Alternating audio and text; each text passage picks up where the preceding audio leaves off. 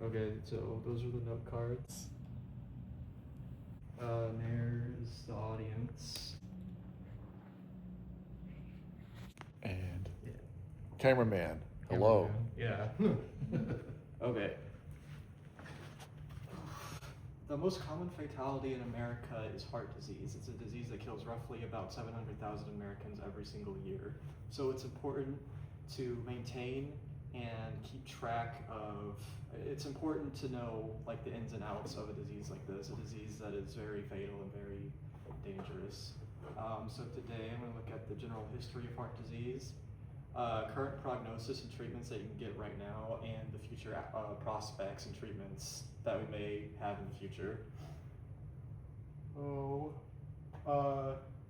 Heart disease can be caused by genetics, as seen here.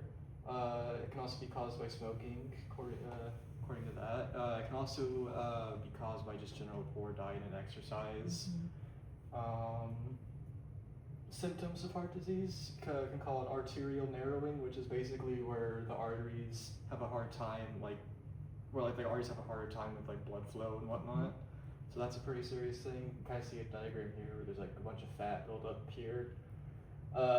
Tightening of the chest, that's another one. That's a pretty bad one. There's also like excess fluid in like places where it shouldn't be, like in your legs or whatever, that can cause like circulation issues and things like that. And all of this was sourced from a place called the Mayo Clinic. It's a website that focuses on like, finding certain symptoms and diseases for people.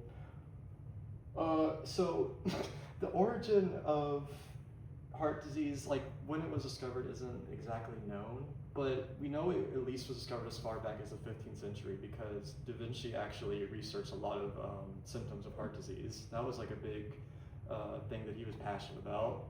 So we know it goes as far, at least back to the 1400s, but we don't really have any other documented history of heart disease beforehand. A lot of the major discoveries of heart disease were found after the American Heart Association was founded in 1924, and since then they've sort of been the main driver component for just sort of finding all these like revelations and whatnot, how to treat heart disease, and they're actively still like searching for things. But again, a lot of the modern stuff that we know about heart disease comes from them. And now that we've sort of talked about the history, can now kind of go into like the general treatment and prognosis of today. So heart disease can be treated with prescriptions such as furosemide, which is a type of drug that essentially helps remove excess liquid from the body. There's also ACE inhibitors, which essentially what that is a type of medication that helps blood flow to the heart more regularly than usual. So if like people have issues with that, they can take that. That's a prescription provided by doctors. And this comes from Medical News Today. They're the ones that source this. There's also these things called LVADs, which are basically like surgeries where they'll stick like little machines like next to your heart, so it's like easier for blood to flow in. But that's if it's like really bad. Like if medication and treatment isn't enough, they'll do like surgeries where they'll implement like actual like mechanical devices inside of your body.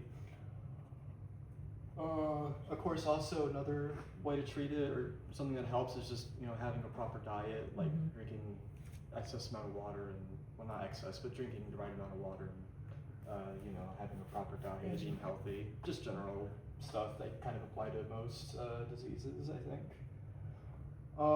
And yeah, now that we've kind of talked about future treatments, we can sort of talk about the future outlook, like see generally where like the research for this disease is going in the future. So right now, they're starting to treat heart disease like cancer, and essentially what that means is that they're starting to